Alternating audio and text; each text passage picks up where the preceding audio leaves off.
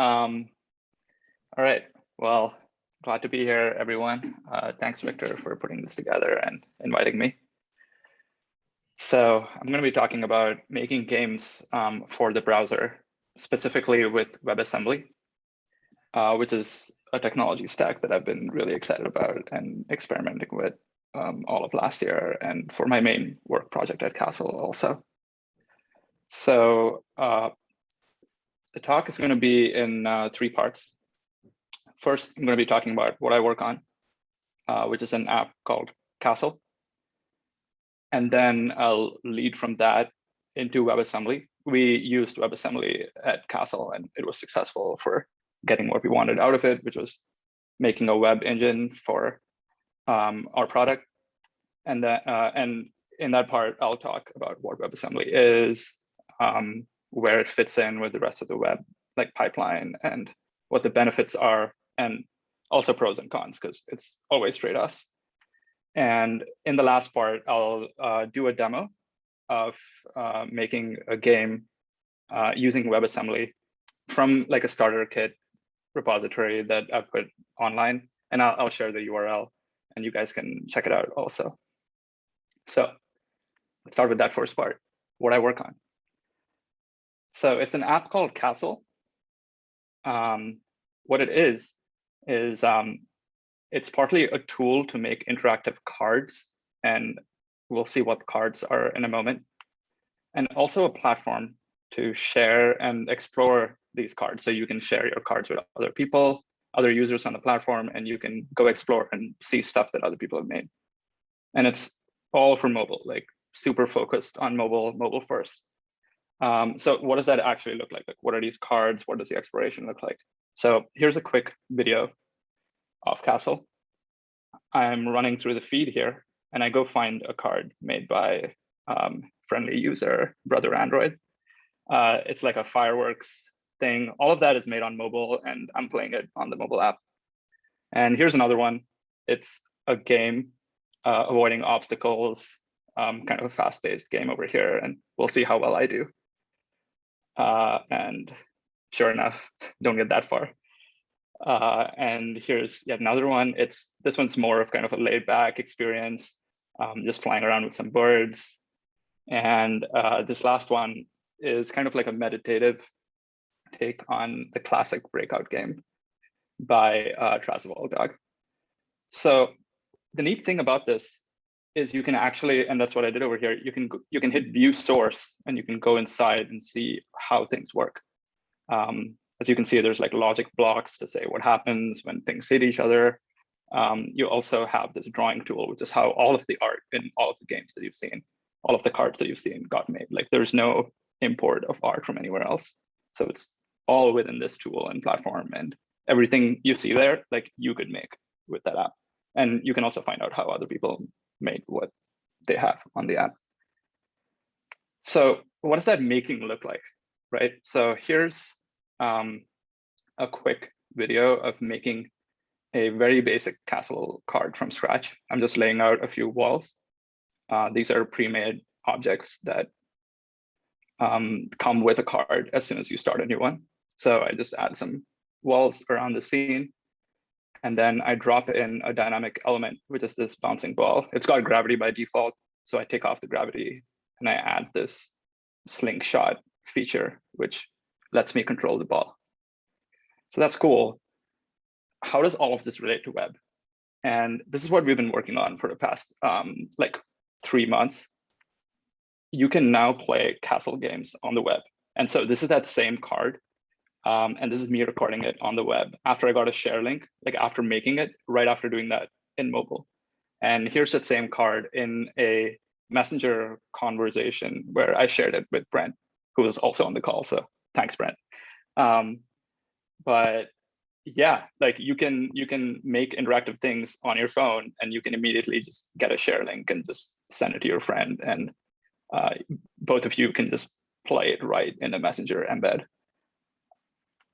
Here's another example, and this one is way more involved. It's a platformer game made by Colbert on Castle. It's kind of like a Descent platformer type deal, and Colbert has also made another platformer with the same character before, so it's part of a series actually. And on the left, you can see me going into the internals of the game. Again, something that anybody can do. You can go find this game on Castle, just view source and see how stuff works. But yeah, it just works smoothly on web. There's not random hiccups. Things load, quickly, and there's a lot of improvements that we can make. But there's a high ceiling, and just qualitatively from users, I've just heard very positive things about it. They've just said, yeah, this feels really smooth. Some of them have said like haven't seen just games feeling this smooth on web before, and just a lot of good stuff. So it's very exciting. How did that happen? So this is where I'm going to get into part 2. We used WebAssembly. And before I talk more about, I think got some message on the chat over here. Brent just said he's happy to okay. help. Okay, cool. Yeah. Just want to make sure it wasn't anything important. All right, let's see. Okay. This is super cool. I didn't realize how much you could do with Castle and all the, like, I didn't realize how much you actually had the building blocks of the game. That looks like so advanced. It's incredible. Sweet. Yeah, I'm glad. Thanks. Yeah, so we used WebAssembly to do the implementation of that. And before I get into the details there of how that went and what the pros and cons were, first, like, what is WebAssembly, right? So I'm gonna draw a little, like, very high level picture here of where WebAssembly fits in with the rest of your web stack. So back to the basics. How does a web work, right? So you've got a browser and you've got the user, and the browser is delivering an experience to them.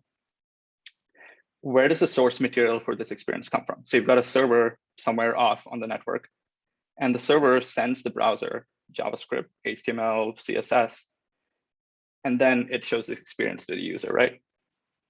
But it's not quite exactly just taking that data and just presenting it to the user directly. The browser does some work. It does some interpreting. It takes the data in the HTML about views, and then it lays them out on screen. It takes the code in JavaScript about affecting those views, doing network requests, and there's just a lot of work going on inside the browser. So the browser really is like an interpreter and a virtual machine for this code. All WebAssembly is doing is adding just one more type of file, actually, that the server can send to the browser and that the browser can understand. And that type is WebAssembly. So it's .wasm, which is the standard extension for WebAssembly. And actually, that's it. Like, that's all that gets added. There's just one more file type that your browser can now understand. And this is required as part of the standard web stuff. And that's where it's so powerful. It's like, as a result of that, Chrome has to support it, Safari has to support it, Firefox, and you just know that it's going to be everywhere, right? So we've got the WebAssembly format. What is it and how does that get created, right? Like with JavaScript and HTML, we've written those by hand. What about WebAssembly? So as it turns out, WebAssembly is kind of a binary, like compiled instruction format that's just really optimized for a machine to run, but not necessarily for a human to write. So the way that gets generated is you write code in a different programming language, like C or C++, and then you use a compiler, or really just a suite of tools, actually, including a compiler, probably like some kind of build system. And then you use that to generate the WebAssembly file that your server can then send to the browser. Now, this sounds like it complicates the whole picture, right? Like we've got way more file types, we've got tools, and we just have to worry about all of these things. Like, how do you know when your WebAssembly is out of date? Like, but the thing is, like, we've already seen that with the current web ecosystem. If you're writing React code, you've got JSX inside your JavaScript. It's not straight JavaScript. So you've got like a whole chain of tools, again, with Webpack and Babel, that translates that into something the browser can run. Similar with if you're using Sass for your CSS, like there's just a lot actually going on. The web picture isn't quite as simple as just like throwing a static JavaScript and HTML file onto a server these days anymore, right? So the way I think of it, WebAssembly is just adding yet another element in this already like vast space of how the web works. And it's just increasing the optionality there. And you don't have to just write C or C++, like there's a lot more languages now that I've opened up, because LLVM targets WebAssembly and a lot of languages are implemented through LLVM. You can also directly just write a compiler that outputs WebAssembly from your language. So yeah, some examples of such languages are Zig, which is an emerging, like pretty new language, but it's pretty interesting. And then there's always Rust that I'm sure you guys have heard of, and Nim, which is yet another like kid on the block. So you've got a lot of options, right? So do these go to like C++ and then to WASM, or you can even go direct to WASM from them? Yeah, that's actually a great question. So it's different for each one. Specifically for Nim, it actually compiles to C, and then that C gets compiled. But both Zig and Rust actually just directly use LLVM and get compiled. And it's also not that LLVM is a necessary component of this. You can just like do your own straight compiler that outputs backend code. But sounds just as complicated as JS. So that's good that the web is getting multiplex more complex. Yeah, and I think Zig also is actually adding a C backend for various reasons. But yeah, there's just so many options now, and I think that's actually, like, depending on how it goes with the trade-offs all over the place, like that can be a huge positive because each application can just, pick based on what it needs, which I'll cover more in the next section, which is benefits. So mostly I think, like, for practical purposes, the main benefit is performance, right? So concretely, like, where does that performance come from, right? Like, it's not just you rewrite your app in something else and it's just magically faster. I think the biggest thing is you get control over memory layout. Previously, the only like language runtime that was in the browser was JavaScript, which is great, and there's so much of a possibility space with that. But the thing is, it actually forces you to store all of your data using JavaScript objects, and you don't get much of a guarantee on where things are located in memory. Like, they can be allocated all over the place based on whatever the VM decides to do. The VM usually does a good job, actually, but still, right? Like, you don't actually have your own control. And so what this looks like in, for example, C and C++ is if you create a struct in C and you have members in that struct, like say you're making a game and you have like player, right? And you have health and you have position, which is X and Y, and you have a bunch of other stuff like score or something. All of those will actually be next to each other in memory. And that's just a guarantee that C gives you about its data structures. And so you can actually control and lay things out in that fashion.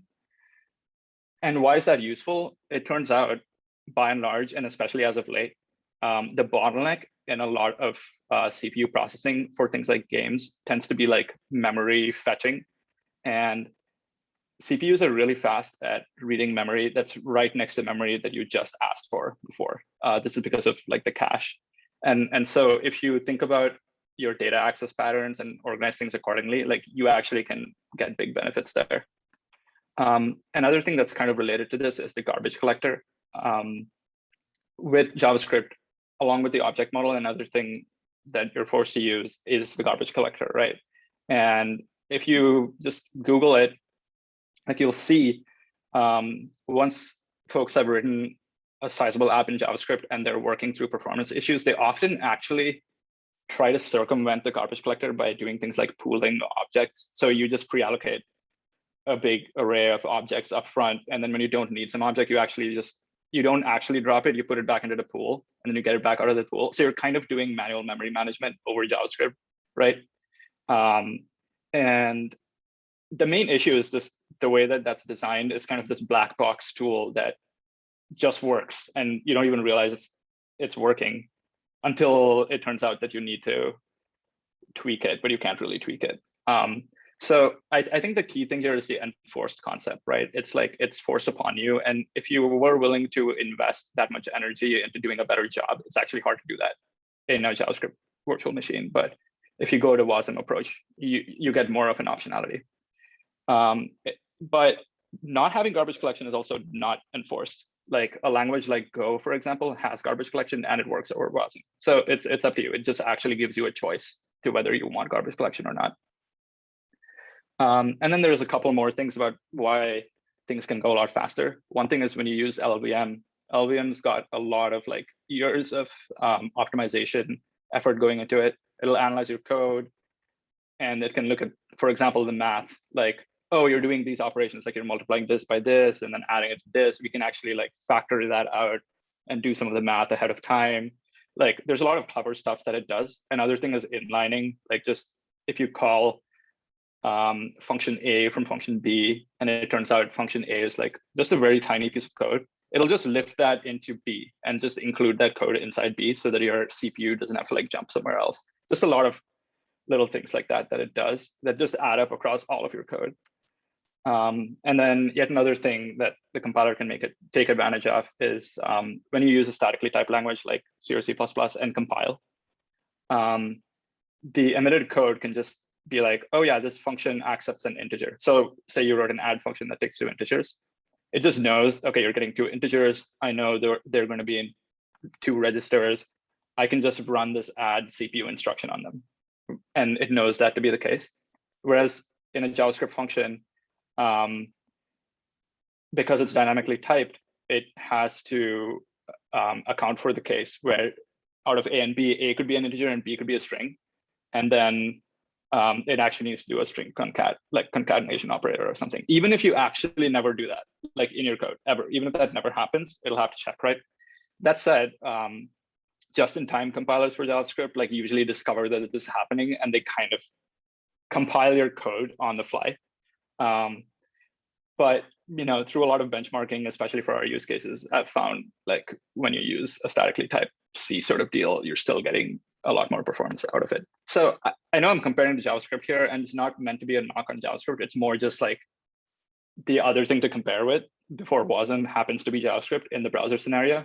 And I think JavaScript is a great thing to use in a lot of scenarios, especially for, let's say, user interface intensive code that's dealing with fetching data from the network and then presenting and driving user interface based on that. And maybe it's talking about animations more at a high level, right? Like a declarative animation, like move there within this period of time. I think it's really great for that level of programming, actually, especially because there's a lot of async stuff going on. And async is actually kind of hard in C and C++, because you just want to use closures, and that's when you want garbage collection and things like that. Yeah, so performance wasn't just like a theoretical, like it's kind of cool type thing. Like that's something users very concretely ran into in Castle. It turns out you can like very quickly make a ton of actors in a game, right? Because we just have a repeat rule that lets you run some action like n times. And so people would just run it a lot of times and just create a bunch of stuff on screen. And also just create really complex drawings with complex vector shapes. So performance was an important thing. And it was clear that if we invested engineering effort into performance, that would actually really pay off in the product. So it was worth it for us. Before this, our engine was written in like prototype with Lua scripting over Love2D, which is a C++ engine. And so there was also like garbage collecting going on there as a result of Lua. So other than the performance column, there's some other stuff that you get. One big benefit is actually you can just write the same code across your native and web apps. This is more complicated if you have UI and then the iOS UI API and the Android UI API are different and all of that. You've all seen this with React Native, right? But for a game engine situation, OpenGL calls are actually the same when you do them from WebAssembly or from native C++. So you can actually write basically the same code and have it run in both cases. And we're going to look at this in the demo. But that was a huge advantage. Our engine code right now is the same across the native app and the web app. We're still working on integrating the new engine rewrite that's pure C++ into the native app, but it's working. Like we've got a proof of concept of that going, and I think it's going to work. And a big one, especially for games, is you can use existing C and C++ libraries. So this is kind of like JavaScript for web development. Oops, spoiler alert on the next bullet point there. But this is kind of like JavaScript for web development, right? Like you've just got all of the libraries out there for every technology you can think of. C and C++ is like that for games, actually. Like if you Google physics engine library or you Google pathfinding library, you're just going to find a ton of stuff in C and C++. And it's really nice that we can just use that now for web games, right? A lot of them just work because a lot of them are purely computational. Like we use Box2D, which is a physics engine in Castle, and that just built straight up. Like there was nothing to configure and change because it's just purely just doing math, right? And those are the best libraries to take from C and C++ and just put in WASM because they don't need any connection to the outside world. They just do computations. And yeah, the last point, it gives you freedom to explore other languages, which I think is actually like a really great way of just checking your current technology stack against new things that are emerging and just seeing like what's out there. And also if you come back and stick to the same thing, like stick to JavaScript and C and C++, you learn a lot by seeing the paradigms in other languages. So all that said, like that all sounds really good in theory and it sounds good in practice for a large project where you need all of that, right? But isn't C and C++, like aren't C and C++ kind of old and weird languages? Like, aren't they actually like quite annoying to use? Don't they take a long time to compile? Don't you lose hot reloading? You have to do memory management. You have to think about syntax stuff. You have to think about pointers and references and also reflection. Like you can't, in JavaScript, you can just make some data and then you can just turn it into JSON and just save JSON or send it over the network and you're done, right? But with C and C++, you actually have to write serialization code. Like, isn't that a huge deal also? And the biggest question, is it fun? Like, is it annoying to write all of the C and C++ code? If I want to prototype a game, I just want to do like a side project. Like, is this the thing to use? And after all of my experience last year playing around with WebAssembly, which is something I did before we actually applied it to the Castle scenario as I was just evaluating it, I want to say yes. It's actually really fun. And that's what I'm going to show you with this demo now. We can have all of these nice things with C and C++, fast compiles, hot reload, and all of that. So I'm going to get out of Keynote and we're going to move to the demo. So you're like, the things that are annoying about C++, you figured out a way around them with like building your own infrastructure around it? Or how are you able to have fun while you have all this really annoying parts of the language? Yeah, so the way that C and C++ works, kind of, it's a little bit of a free for all. Like there's various choices for how you set up your build system and which libraries you use and all of that. It's very much like JavaScript actually. Like I say this in contrast to something like the Go programming language, where there's kind of like the de facto way of doing most things. So what I did was I just explored around a bit and found libraries that compile fast, basically. Yeah, that was part of it. And then another thing was the standard library has a lot of stuff in C++, which is useful, but it turns out it adds a lot to compile time. So it was kind of like a winnowing down of trying out various things and just collecting like best practices of how to make a fast compiling code base. That and just a particular like build setup with CMake and like a script around it that you change your C++ and it compiles and it like reloads it. So it's kind of just like a Webpack config or something. Got it. So you figured out your good config. And how much of this, like the Castle stuff, is open source? It's open, like the games are, you can modify everything. Oh, but is the actual like your whole configuration open as well, or is that proprietary? Yeah, so actually Castle's client is open source. You can go, I think it's Castle XYZ straight up. Nope. Let me,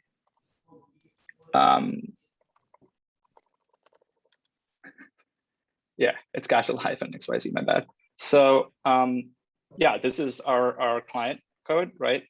So this is the app that you build and runs on your phone, basically. And the core directory under that is where this whole new C++ thing has been happening. And everything's right there, like the CMake file, which is how we do our builds, and all of the C++ code. So yep, Castle stuff is open source, the client specifically. We've got a bunch of server stuff that we want to keep secure and things like that. But yeah, so it's I think a great code base to go check And out. this and this see. client is the one that's also doing the WASM as well, like taking Yes. that same engine, and you have the same engine that you compile to something for mobile and something for web. Is that right?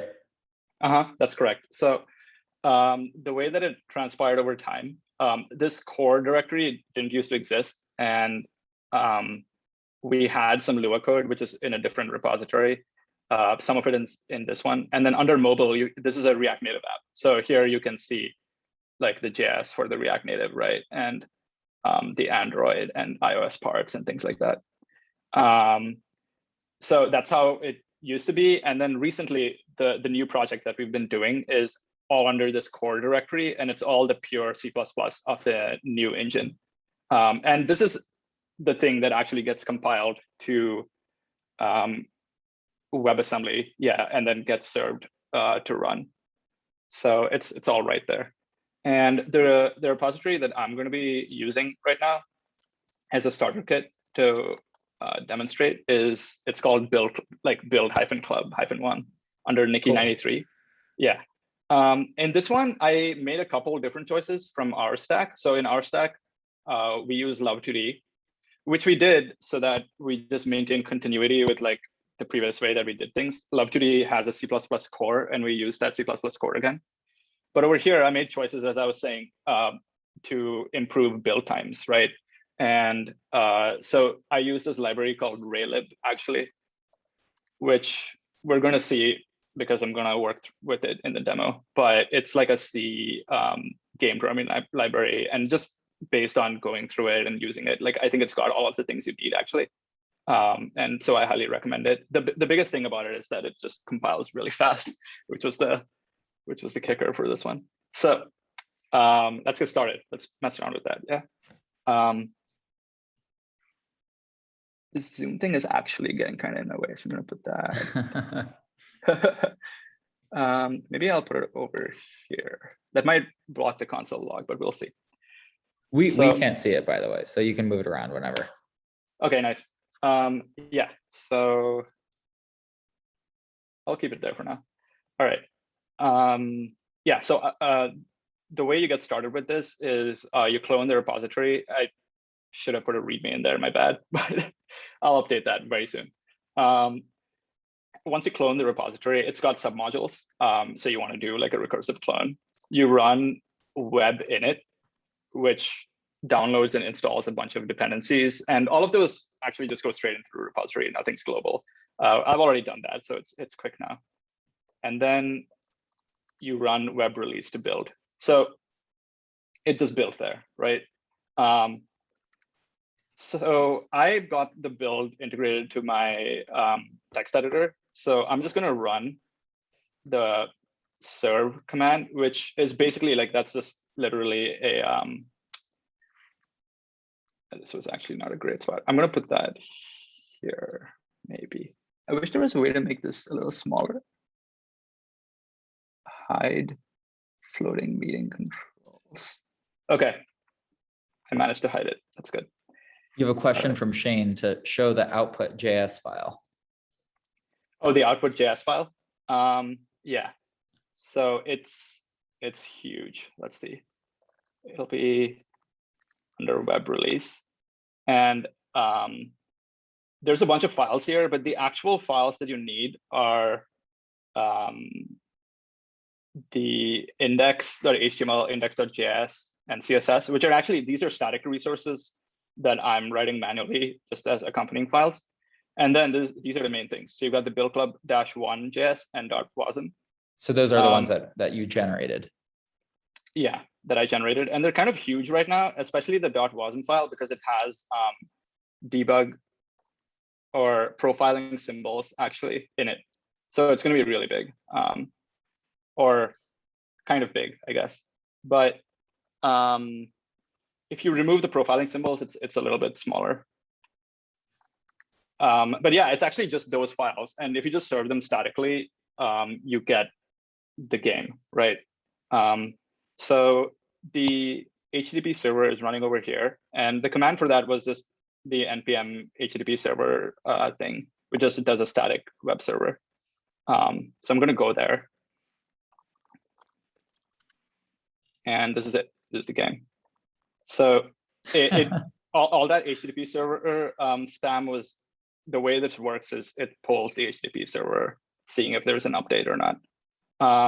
Yeah, that's it. Is this writing all to WebGL? So it's like the WASM controls WebGL, but you can also control WebGL with JS. So it's like WebGL is like the canvas that you're painting on. Exactly. Yeah. Got it. And what mscripton is doing, which is kind of a WASM polyfill thing, is it binds the C OpenGL calls you make to WebGL calls through JavaScript.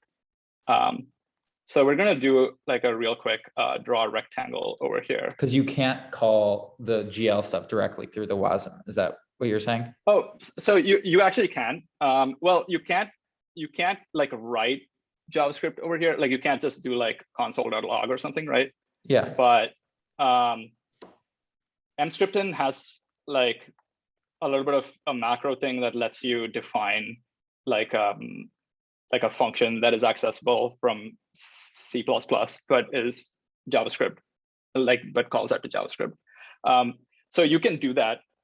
It's just that what mscripton did is do all of that for you to just give you the C API to OpenGL, and then you can just write code as if like nothing was different across your native and WebAssembly game, if that makes sense. So this right here, so I'm gonna build it now, and then you see the rectangle. So that was the build speed basically. So over here, if I add another one, yeah. And this is C++, the language. Yes, yeah, the language is C++. And I'll actually do, I think it'll take a little bit longer because it's the first time, but just to show you how it goes, I'll do a Mac build. And let's hope that works. Yeah, here. So the window sizes are different, which is why they look like differently scaled right now. But one of the first things we're going to work through is deal with that. But yeah, after the first change that you make, I think the Mac build should be a little bit quicker the next time. So and the Mac build is building, it's building for the like your native computer. What does that mean? The Mac build? Yep, it's a native Mac build. Like you get an executable file basically, and then you can put that into a .app archive, which is what you would traditionally do on Mac distribution. But on Linux, yeah, you'd get like a Linux executable. On Windows, you get a .exe and things like that. All right, so I'm gonna start doing like a quick game demo. Or before that, maybe we should do a little bit of animation. So close this. Let's like oscillate these with a sine wave. So I'll say offset is 200 times sine get time, and then maybe make it a little bit fast-ish. And over here, we'll say plus offset. So the way I structured this right now, it pauses when you don't have the browser focused. So you'll see it move like once I switch to the browser, which for me personally makes for a better development experience. But we can also just turn that off. So this is the part where I pause on window unfocus. Actually, I just realized like I should show you all the boilerplate stuff. So yeah, so now it's just like going, and then I can remove that and you'll see it update and keep going. But I actually like it. And how does is the fast reload still fast when like the project or the game gets bigger? Yeah, this is a great question. With C and C++, you kind of have to be careful, and you want to separate like all of the things you write into separate modules so that when you change something, like only that module compiles. But this is also something that I need to see. And I don't exactly know the details there yet. It does look promising. Like I've done stress tests where I just have a bunch of components that I just duplicated a bunch of structs and move them around, and it stays within like, so in this game, we're going to use maybe, let's say 3 or 4 structs. It's going to be a breakout clone, but I've stress tested it with like 30 to 40 of them. And then that still goes up to like 4 seconds, which isn't that bad. But it's totally like, I don't know, like I will report back and let you know. Sure. Because I'm planning to play around with this maybe for a side project or something like that. But even in the beginning, it's still like way quicker than C++ engines that I've tried before. All right, so we have this, right? And I'm gonna start making the breakout game. I actually wanted to show you real quick, like all this boilerplate. So this is the main file, which is the file that contains like the code that starts your game when you start it, right? So I'm going to, just for the purposes of the demo, I'm going to like remove everything and then just show you what that looks like. So we'll bring up the console. Okay. And then we'll just say, so this is a standard like C hello world thing. So you get hello world, right? And we're not rendering anything right now, so that's all white. And basically what frame is it's kind of request animation frame, and anything I do inside that will just like happen a lot, basically.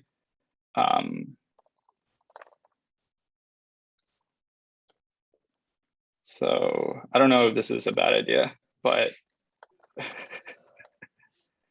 let's do.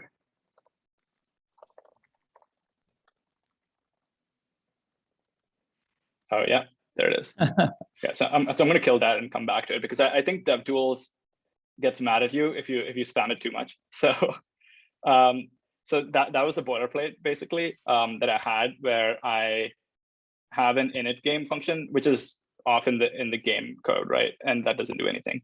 And a couple things just to manage like dynamic scaling of the window and things like that. And then in Raylib, you need to say begin drawing and end drawing. So it's just a couple like simple things that I do and just give myself this game file to edit in. So we'll go back to localhost 902. And then I think it's actually still doing the spamming thing. Okay, there we are.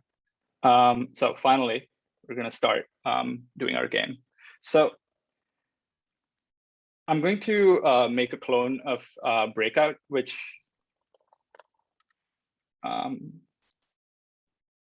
I'm sure most of you have seen. It's just you have this ball and you've got a paddle that you're moving horizontally and it bounces out bricks and stuff like that, right? I think it'll make for a fun demo.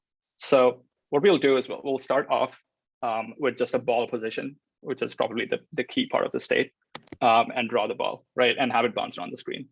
So I could do this with float ball X and ball Y, but we'll use a vec2 type, which is just like this Raylib thing that stores an X and Y just in one struct, which happens a lot. Like you're very often just storing X and Y together, so that's pretty useful. I'm gonna start with the ball position somewhere in the middle. So let's print the window size over here and see what that looks like. I think it's RL get window get screen width. Okay, screen height. I think those are integers actually. So dprint is this thing that I have that just shows whatever. Instead of printing it to the console, just shows it in the game, which is really useful actually. And yeah, the silly thing about resizing a window is the size is going to change as you resize the window. And really, we want our game to scale with everything. So the first thing I'm going to do is define a table size. That's just going to be like a constant 800 by 450, which is the same aspect ratio. And where is update game? Update game is being called somewhere else. Yeah, update game is being called by main every frame. So yeah, it's just yeah, update and then draw, basically the two things that happen every frame. Yeah. So I'm going to start with a table size, and then we'll do table size.x times 0.5 and table size.y times 0.8, right? But because this is double to float. Oh yeah. So because it's a vector, we can actually just multiply it by a vector with those two values, but I'm just keeping it clear over here. So we start with that ball position, and what I'll do is we'll do screen scaling so that the ball is in the middle, but we'll get to that soon. So I'm gonna draw a circle.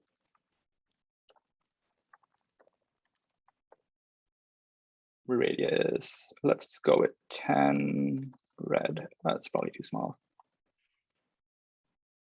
Okay, so that's over here. And we wanted it to be 800, 450, but it's this big. So we'll say screen scale equals table screen width by table size dot x, and then scale by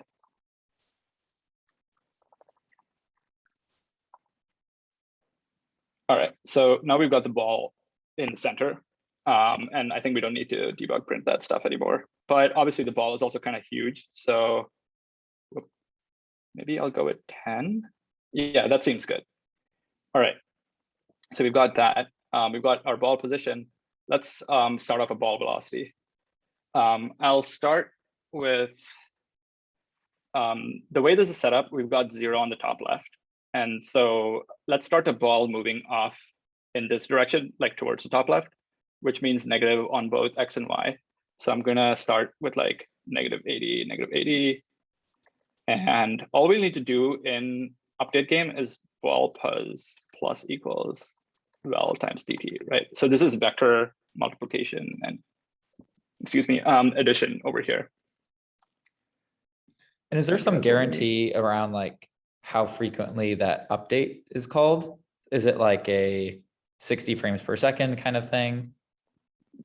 Yeah, so it actually gets called every request animation frame. So pretty much what your browser like decides to let you do. And I found that, yeah, that sticks with 60. We can actually do a debug print of the frames per second. So if I do FPS, get FPS, then you'll see that. So it'll be 0 because initially it's paused, and then it'll be bigger. So we're getting a scale. So what's happening is this is similar to the Canvas API. There's like a save and restore in the Canvas API. So what I'm doing over here is just making it so that the scale only applies from here to here, right? And then the text will remain unscaled outside it because the text for the debug display buffer is getting drawn outside of the game. And now that that's done, like we've got this frames per second display. All right, so we've got a ball.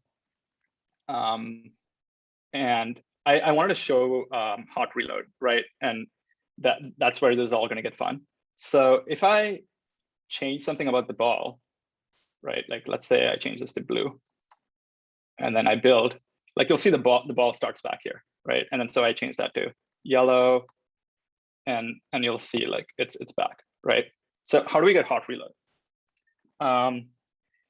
As it turns out, like all of this data right now, we've got it kind of in the global C data location, right? The way I've got it set up, there's this struct game state where if you put things into the game state struct, the engine will save and restore them out around when you reload. And so if we instead of putting it all in globals, if we stick with the game state struct, like that gets persisted, which is very similar to how, for example, like a Redux store, right, in the React paradigm.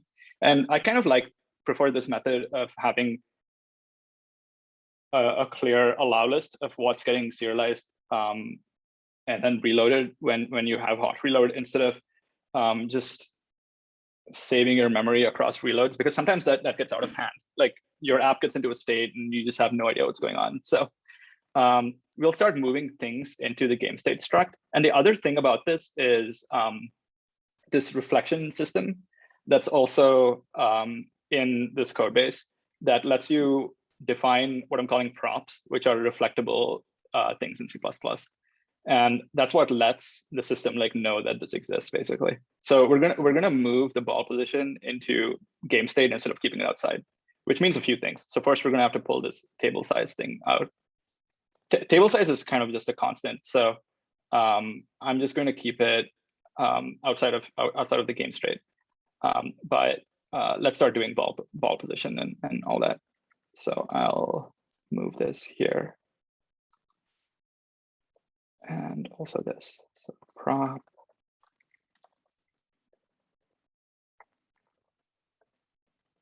Here. Oh yeah, I can just make it const. All right, so we have our game state, and I need to change up all of these references to that. So game dot and oh yeah.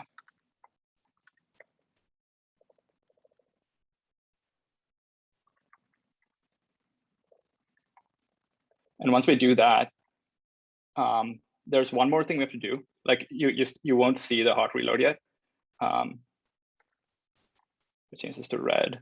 Like you'll see it back at the start, and this is because it doesn't you have to tell it to load the edit session. And the reason for this is oftentimes you actually want to say this returns a Boolean for whether it loaded or not. And so you want to say if not loaded, then do some stuff like pre-fill your data or do things before and after it. Like it just lets you be the owner of when that happens.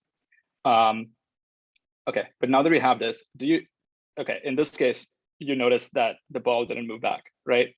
And that's what's happening. We have hot reload. Now we can change the color again. Yeah, we can change it to blue, and the ball is in the same location. And the FPS. Yeah. So we've got hot reload, right? And what I'm going to do now is start working on the actual physics of the game, and you're going to see the ball remain where it was, basically. I feel like this is a premise of a really good game. Like if you could if you need to navigate somebody around and you're hot reloading the physics of it, kind of if you could change some physical constants of the game. Yeah. Coding games like that are pretty interesting. I think Zachtronics is a publisher or developer that does a lot of games like that, and there's a few out there. That would be really fun. And also if it was actually real, you have the code of the game, but there's still some constraints on what you can do. Awesome. All right, so let's do bouncing. So apply velocity to ball, because we're going to start doing multiple things over here. So bounce against walls. So we'll keep this real simple. What we'll do is if ball pose.y is less than ball radius. Okay, so let's define this constant.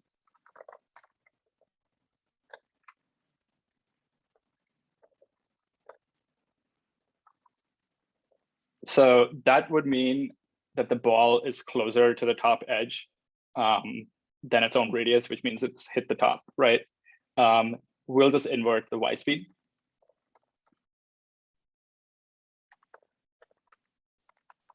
So if I do that, you'll see it bounce off the top. We should maybe make the ball move a little bit faster. So we'll go with 80. Let's make that maybe just twice as fast. It's all right. And in this case, we actually do want to do a full reload because it went away. But we're going to have that problem a few times until we really cage this ball in. I'll change that y to x now. and you can see it bounce off the left wall, right? And we'll repeat this for the right and bottom walls. So if the y is greater than table size dot y minus ball radius, then do that. And then I think yx.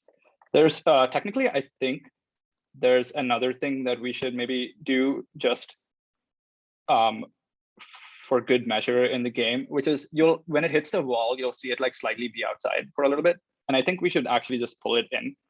So we'll say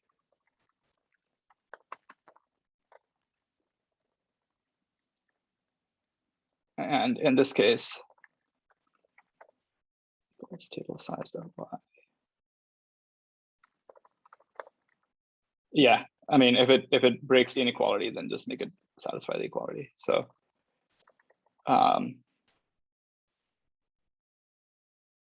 there we go. Yep, and we've got a bouncing ball. And if I were to go and change that back to red, like you'll see it just continue on its merry way, right?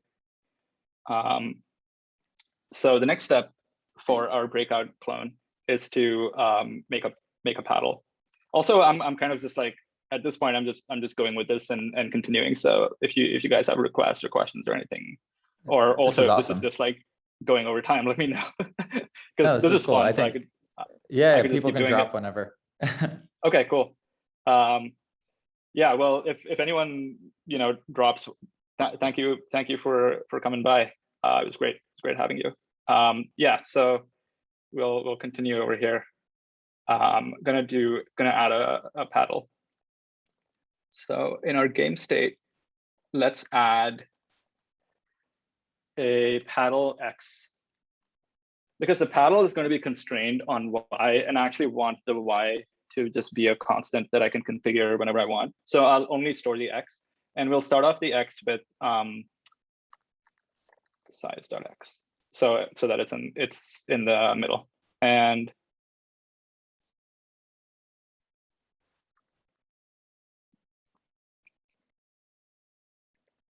okay, apply screen scale, draw a ball, draw a paddle.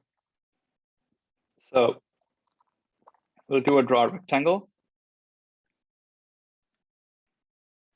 where for position x, we want to use game.paddle x. And oh yeah, that constant. So constant float paddle y equals table size dot y minus. Where are we starting the ball? So we're starting the ball at 0.8. So maybe 0.9. We can tweak these, so that's fine. We do paddle y, and oh yeah, we also want to.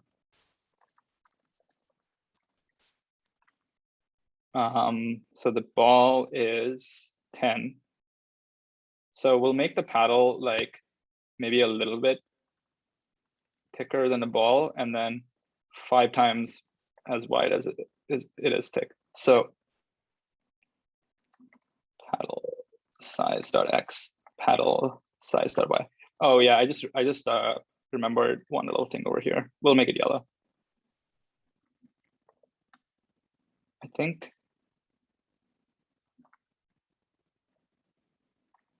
this is going to make the paddle like a little bit offset.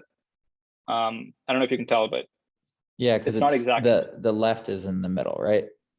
Yeah, exactly. So what we can do is we can create paddle top left as a vector, which is half the paddle size, and sorry, paddle position minus half the paddle size. So we'll do like to paddle pos as these first two things, and paddle pos minus that. Okay. Left dot x dot y, and I think now it's in the middle. So we're getting there. We've got a paddle. So you can do vector math. Yeah, yeah. That's cool. And that's actually what was going on in one other place, which is over here with the velocity, right? Because it's Got doing it. the velocity on both axes. Yeah, this is just I had Raylib's vector types, and then as I was messing around with it, I just found that there were a few operators that I would use so frequently that I was just like, let's just make vector operators for them, which you can do in C++. So the style of coding over here is kind of mostly C-ish, but then using C++ wherever it's nice, instead of going crazy with templates and classes and everything. Because I think the C style of things keeps it simple to some extent, and for games it works pretty nicely. So so we got the paddle. I think the next thing we need to do is actually be able to move the paddle, move my mouse left and right, and have the paddle follow along. So we've got bounce ball.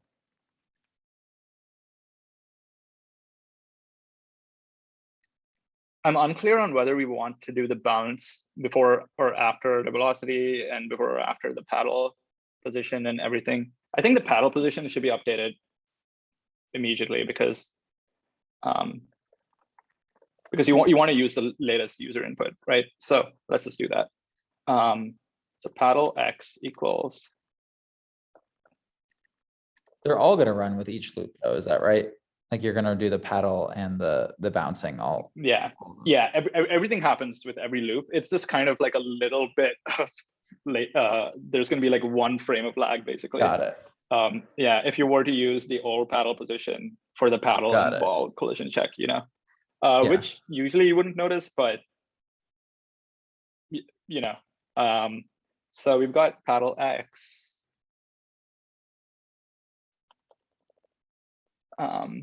Oh yeah, this is the mouse position is a vector, and so if I do this, lots of things wrong over there. All right, figured it out. So if we do this, we're actually going to get a bit of a funky result because the screen is scaled, and we were using this the unscaled mouse coordinates, right? And so we need to actually do a divide by the screen scale that we applied, but the screen scale is all the way down there, right? So what I'm going to do actually is pull out just an extra bit of state, and this is something that I think we shouldn't persist across reloads or in our game state, and that's one of the reasons I like this like this allow list approach, because you don't actually want to like serialize all of your state. You have some state that you want to make sure to serialize across, right? And the other assumptions like might break if you serialize them. So we'll start with the screen scale equal to 1, but there will always be at least one update. And before a draw, so we'll always have like an up-to-date screen scale. And now that we have that, I think we can just divide by it. And okay, now it's with the mouse. So the next thing to do would be collisions with the paddle, and I think that's where it's going to get really fun, because that's where it gets, it's really a game, right? So far so good. Let's go ahead with collisions. So we bounce the ball against walls. Let's do the paddle collision down here. Bounce ball against paddle. Okay, so Raylib did us a real solid, and it's got check collision, so we can just do check collisions circle rectangle, right? It doesn't have all of the collisions you'd ever want, and so you'd have to do some of that yourself or use a physics engine or something. But for our purposes, we're quite lucky. We can just use game.vol pose. Look at that, it just takes a vector, and we can just give it ball radius, and this other thing needs to be a rectangle, so we're going to have to do a little bit of work for that. So we've got paddle pose and paddle top left. Let's just use that, and let's say rectangle paddle rect using top left.x paddle top left.y. So it would be nice if Relib had a way to construct its rectangle just directly out of two vec2s, but close enough. Paddle rect. And then for now, we'll just yell saying hit. Have you made this game before? Or like, I mean, is this something you just prepared just a little bit. I just kind of messed around with a few of the ingredients. But it's also very live. Yeah, it's awesome to see how you think about it. Nice. Yeah, I mean, it's really interesting to see kind of and feel the connection between like the language of the code, right, and what you get visually, and especially if you have a good feedback loop going between the game and the code with this hot reload type thing, it makes it quite fun. So now that we have the collision checking and we're seeing the hit, the next thing we need to do is think about which direction to bounce in, which is actually like something we're gonna have to figure out. So let's go into Xcali draw. I tried a method for this before. Oh no, it remembers my drawing. That's a spoiler. All right, drawing. Come on, Xcali draw. This is in. How does it even remember that? Like I'm using a guest window. Maybe I didn't. Well, Chrome shares across the, like if it's incognito, it's across the window, not just each tab. Yeah. I think I didn't close this window. But okay, so now forget what you saw and we'll figure it out again. So what I was thinking was, so we've got the paddle, right? And so we've got this ball, and we know Raylib's already told us that there's a collision. So we know we're in this case, right? Like we're not in this case, right? And we've got the paddle position and the ball position. And what I was thinking was, we take the delta vector, right?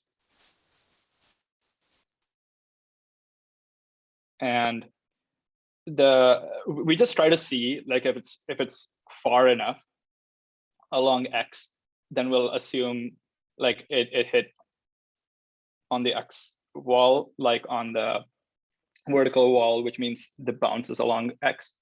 Or if it's further along Y, so to speak, then it is along X. But this is a little bit complicated by the fact that the paddle itself is already a rectangle, right? So you can have a case where this is longer than this, but it's actually a Y normal collision. So what I was thinking to do was to take this and squash it by the rectangle size into this picture where the ball looks like an oval, but you have a square rectangle. And then you take this, right? And now, depending on which ones, should maybe make that dotted. I think there's straight line tools in this, but why use straight line tools when you can draw weird dotted lines with a mouse? All right. So what I was thinking was we'll kind of map it to the square paddle space, which will just be like dividing by the width and height of the paddle. And then do the comparison there. Like if X is greater than Y, then it's an X collision, else it's a Y collision. This is a little bit, again, this is again like complicated by the fact that if you do this, then the ball is now an ellipse. But I think the ball is so small that it probably won't matter. So, and are you thinking for the X and Y collisions, you're just gonna flip that one? Yeah. Because you could also do something like later on, you could do something where it's like you hit it in a different spot on the paddle, and then it would like act kind of differently in some weird way. Yeah. And actually, I think breakout, like classic breakout, that's what it does. Where if the ball like is over here, it'll just like apply either this vector or it'll do something proportional so that you can control the ball a little bit better. But what I was thinking was maybe we should do this because we know we're going to need to use it for the bricks, right? Like the enemy bricks or whatever that you're taking taking out. So we'll do this, and then we'll also apply it towards those bricks, and then we'll come back and maybe reconfigure the main paddle. So let's take the delta vector equals paddle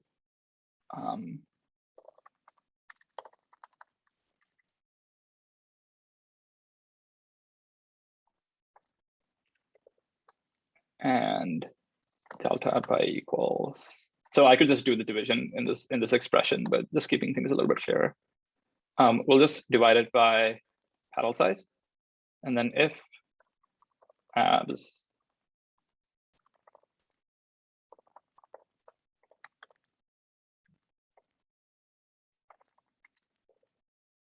so in the X scenario, we'll flip the X velocity. Or let's just print it for now. I think the thing is that this might get weird because it'll go inside. So I'm not sure that printing it is that useful. So we'll just flip the velocity. The thing I'm worried about is when you collide, you're actually like a little bit inside. So the ball is inside a little bit, and even if you flip the velocity on the next frame, you might not like if the frame took less time, you wouldn't go out far enough, and you might collide again because you're still inside. Like if you go out by this much, right? And so what I'll do is I'll unapply the velocity. I don't know if that's a good idea, so we'll see. So the assumption is that if you unapply the velocity and it's still colliding, like you would have collided in the last frame. That's not actually true, because if the paddle was running away, then it wouldn't have been there last frame. So there's a lot of weird things going on over here, but we'll just try it and see. So I'm going to take game.ball_vel.x and then invert that. And then over here, we'll invert the y. And in both cases, we'll unapply the velocity.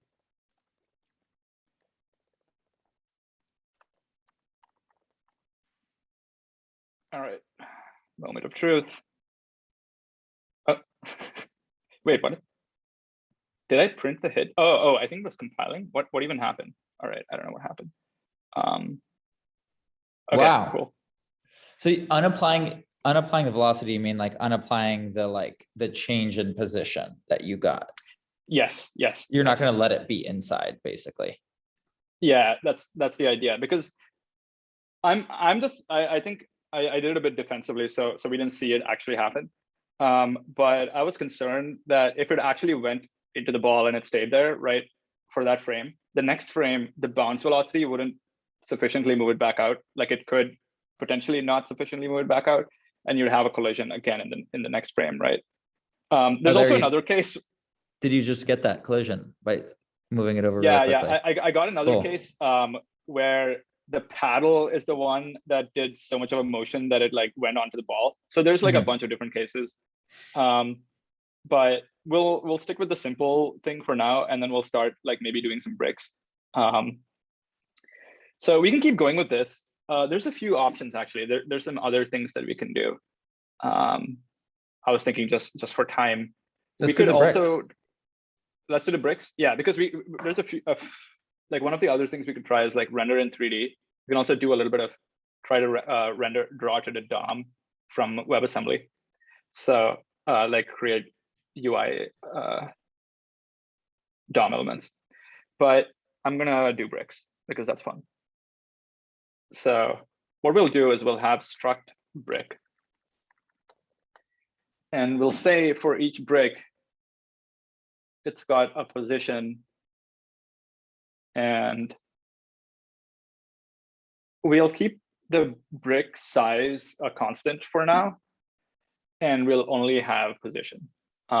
So let's go with pause, and we'll default it to 0, 0, and we'll actually set that dynamically when we're creating the whole array of bricks.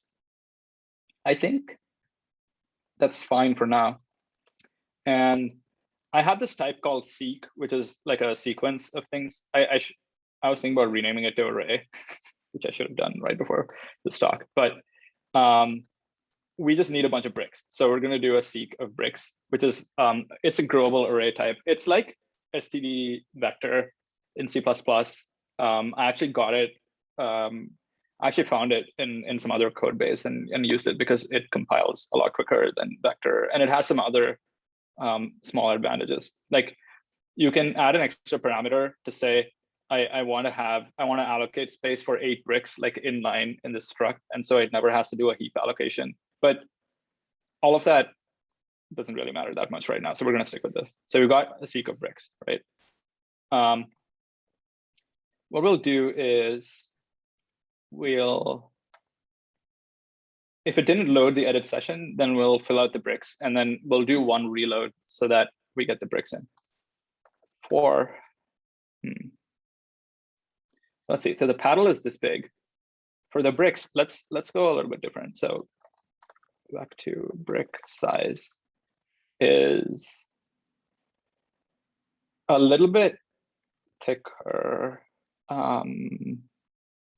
maybe twice as thick. It's slightly less than twice. Okay, 20, and then that was 60. So let's go with 50. We'll see how that looks. Okay, so now what I need to do is think about how to arrange the bricks out in space, and I might need some advice on this. So there's a few approaches, right? So we've got a brick size. Well, we can just pick a number of bricks and then just space them out evenly, like through a table size. That's actually not a bad call. So let's just go with like num bricks equals or num bricks x equals. Yeah, I think it's weird to make this a number like count of things a vector, so I'm not going to do that. So we'll go with 10 bricks horizontally and maybe 5 of them vertically. Okay. So num bricks x I equals 0, I is less than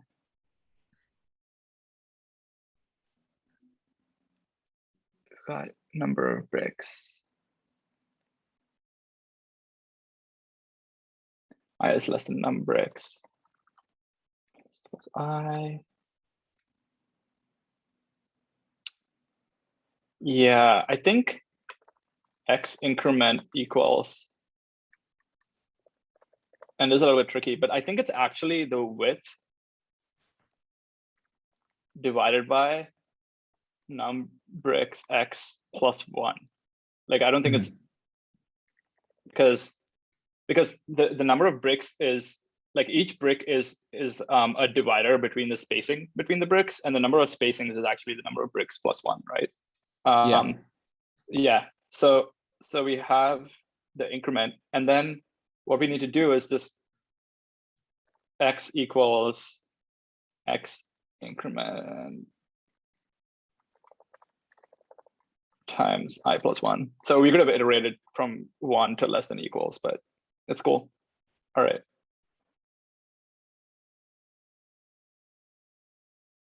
And then we'll say game.bricks.pushback, which is classic name, a very descriptive name to put things at the end of a sequence. So this is in C++ 20, which is the one I'm using right now.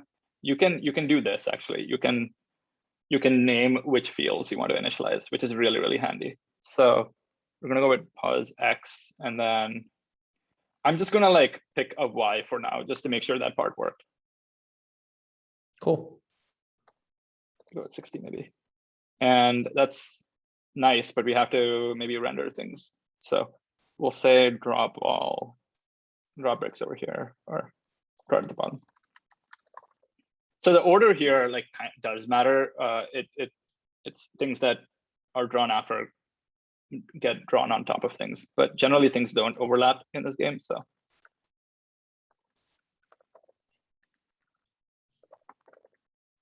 this is iteration through a sequence. So C++ 11, I think, introduced this thing. So what we'll do is draw a rectangle. Oh yeah, we want to kind of do the same thing with, I'm gonna give myself more space, where we want to do kind of the same thing with the top left stuff. So equals brick dot position minus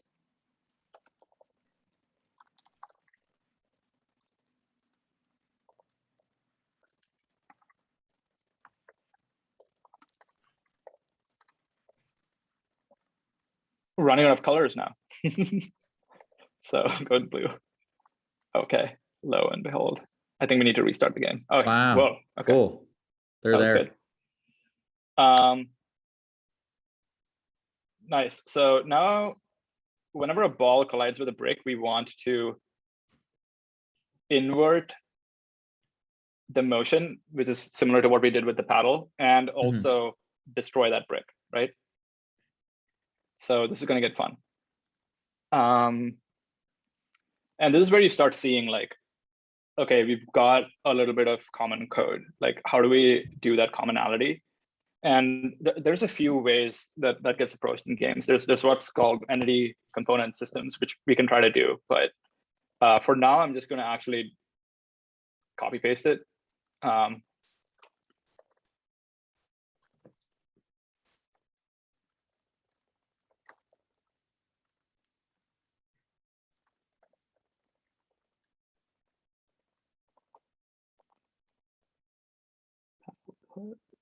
So we're going to use top left over here. Okay, I'm going to put this into a scope so that it gives me errors for the paddle stuff. Okay, that's good. Brick dot.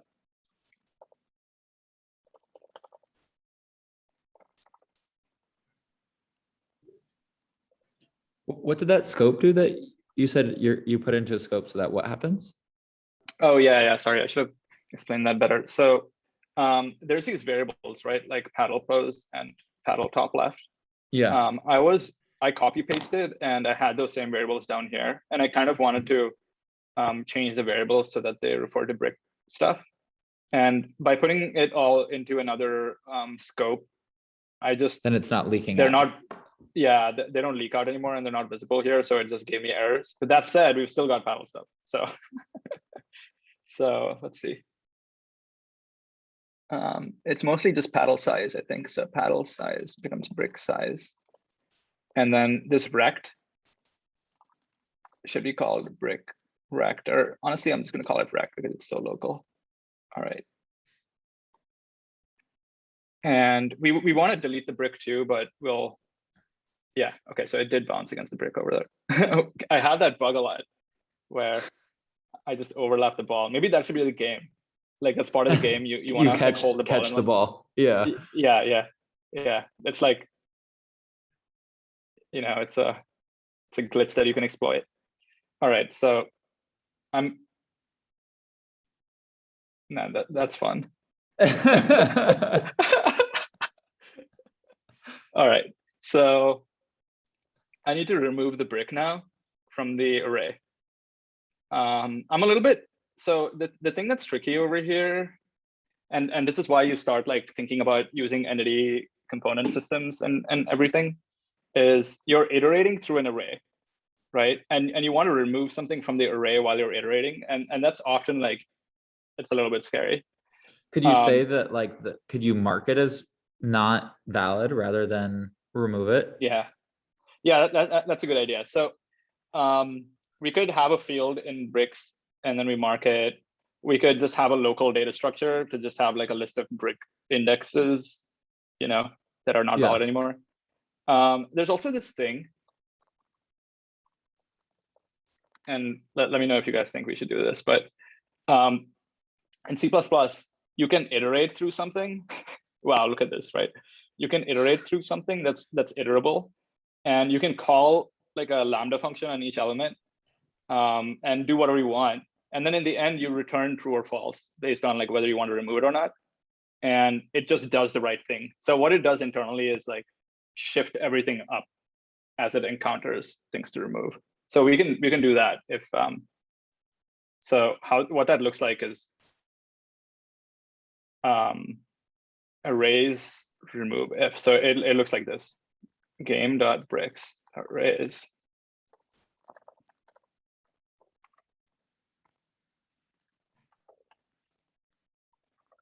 So normally in a game, what I would do is this const? I hope not. It doesn't have to be.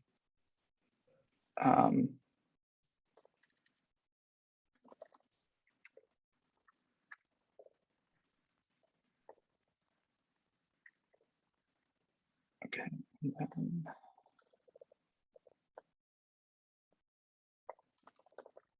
So I'm erase from there until the end. So it all got a bit weird. Oh no, it's gonna get indented so much. Look at that. This is telling me this isn't the way to do it. It's telling me. So what we'll do is, if the collision happens, we'll return true. Else we'll return false. So look at this indent. Can you do like a new line like after erase to try to like unindent it so much? Yeah, I think actually what we can do is we can capture the return value of remove if and then pass it to erase. I think if I do the new line like blank format, okay. yeah, we'll just be like, nope. It's kind of like prettier. It's very opinionated. So oh,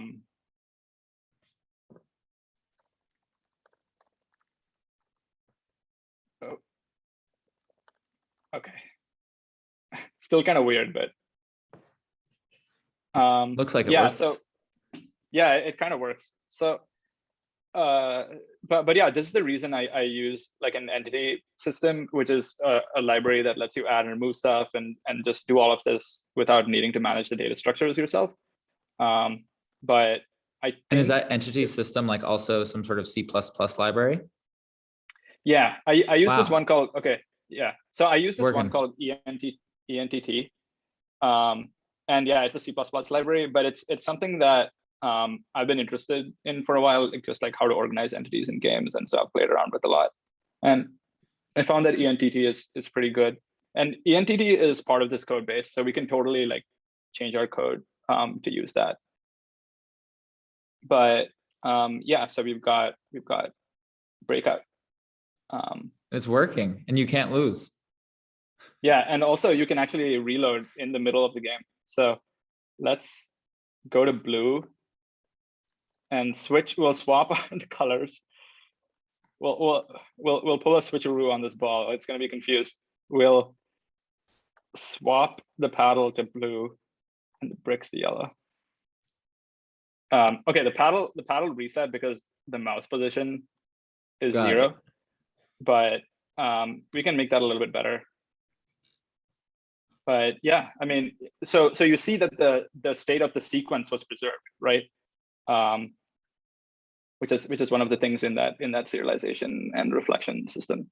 So yeah, that's what that looks like. And we can keep going. Let me know how you're feeling. So just to give me a little clarification on one thing, on like going back to sort of the beginning, right? So like Castle is using a lot of these libraries and a lot of this format, but this is totally separate than Castle. Like this repo is like taking stuff that's inspired by Castle's architecture in a different way. Yeah. So the ENTT library that I mentioned for entity data management, we actually use that in Castle's engine. But the code base is very separate. Yeah, but you'll see a lot of the same patterns. Actually, specifically, like 2 things that we use is this prop thing as a way of marking fields in C++ data structures and being able to reflect them later, which is something that we need a lot because we're saving and loading scene data from JSON. And a lot of like random little stuff, like pushing and popping matrices and scaling and all that. So one of the big differences is we use love2d instead of arraylib. But a lot of that has to do with the fact that, And that's another C++ library.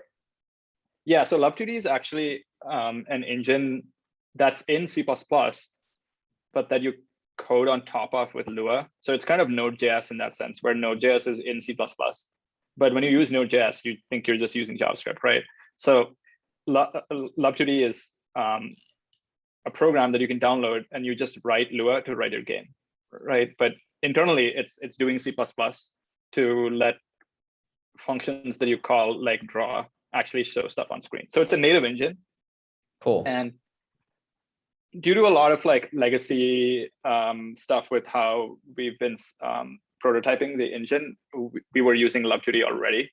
And we just had a lot of assumptions in our code about things that work well with Love2D, like how we load our textures, like sizes and units of different things and all of that. And so we just wanted to continue using Love2D. And it turned out that we could just compile the C++ part and reuse that pretty directly. Actually, I think this will make for a pretty good example to show you what that looks like. So if I go to, so in Castle, we've got an analog stick, which is just, oh, cool. You might have seen it, I think, in a couple of those videos. You're just dragging around, and there's a circle on screen, and it shows you where your finger is. So this is how that gets drawn, right? Like we're drawing a circle and set color, and this is Lua. So now if I go to, I think I'm in the repository over here. So if I go over here, and then I open analog stick.cpp, like you see that, like the code looks very similar actually. So I think that was one of the big benefits for us. You see this? Yeah. Yeah, that was one of the big benefits for us is we'd already written our whole game engine over Lua, over Love2D, right? And we didn't want to have to deal with like also thinking about a new library and allow ourselves to like word for word kind of translate everything. And we achieved that by using Love2D's C++ API. And these are actually like C++ calls directly to Love2D functions. It turns out that Love2D is just well architected enough that you can do this. Like you can instantiate its modules just purely in C++ and call them. So that was a big part of that consideration for us, was this, we already used sorry, Love2D. Scene Creator is something different than the client. Scene Creator is what is Scene Creator that's different than the Castle client? So Castle client is that mobile app, right? And so far the implementation of our engine used a bunch of Lua to run the game and show that editor and everything. And honestly, like that Scene Creator repository like could be in this repo. It just happened to be in a different repo because it kind of started out as a prototype that I was like hacking on really fast for how to do the editor, and it just actually snowballed from there. But that should just be called Castle client, like Castle-client-Lua. Like it's the Lua stuff in the client. It just happened to be in a different repo. But then it made sense because we're actually dropping all of that Lua code and we're using purely C++ now. So it worked out. Yeah.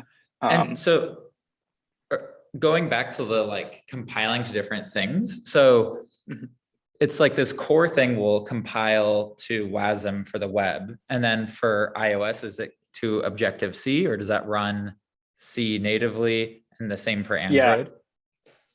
Yeah, it's a good question. So actually, the interesting thing is C and C++, you can actually, it turns out, even though it sounds like only Objective-C and Java are what run natively on those two platforms, C and C++ run natively on those two platforms.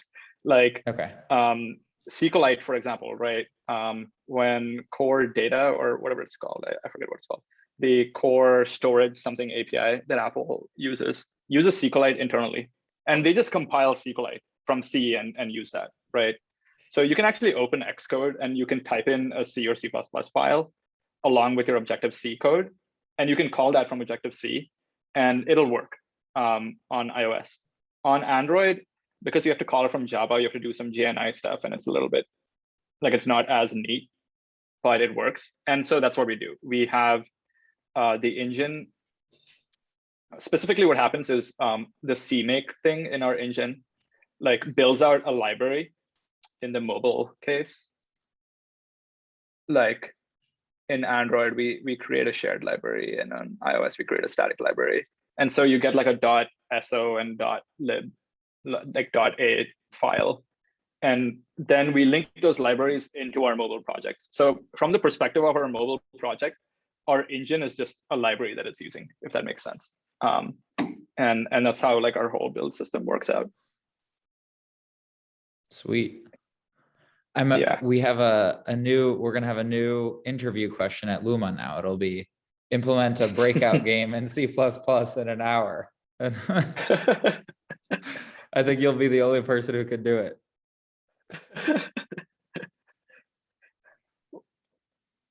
I had a little bit of I cheated a bit, so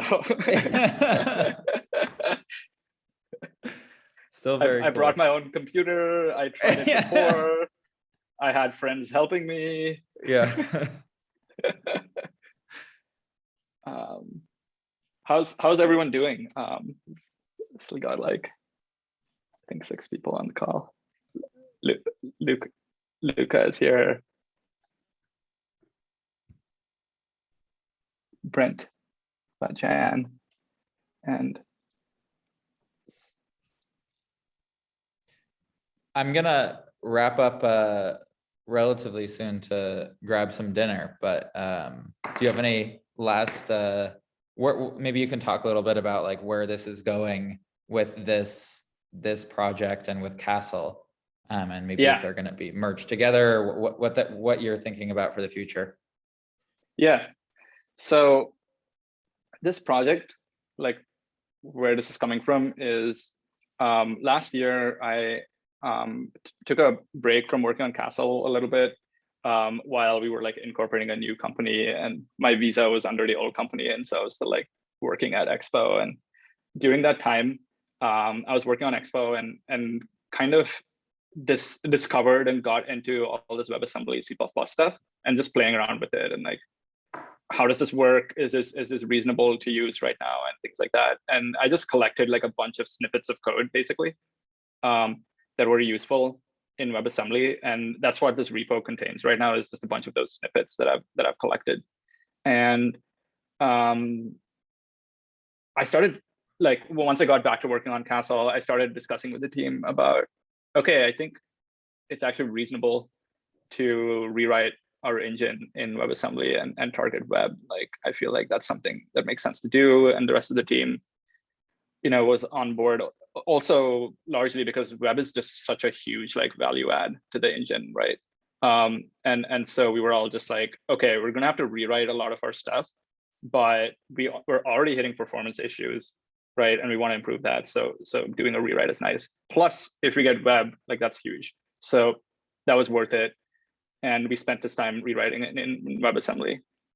And this repo was kind of another experiment using my my snippets so far of like, after working on Castle engine for a bit, the compile times were definitely getting a little bad. Like it's not excruciating, but it's still not like totally fun. Like if I change one file, I think it takes like 10 to 12 seconds or something, but then the entire like just the core part of the code base, which I'm on right now in this GitHub thing, if I change that and recompile, like I think it takes like 40 seconds or something. So it's not that bad. I've discovered recently that with Xcode and getting things on mobile, it takes even longer because Xcode has to copy everything over your USB like plug, and that's just funny. But anyway, so I was getting to this place where I was like, okay, I'm excited about WASM, and it lets you do all of this low-level programming and really like have control over memory and everything. But then if I were to talk about that with people who are doing web and using JavaScript and things like that, like, is there a trade-off? Like, am I telling them there's a trade-off here? you're going to lose hot reloading and fast compiles and everything, but it's worth it.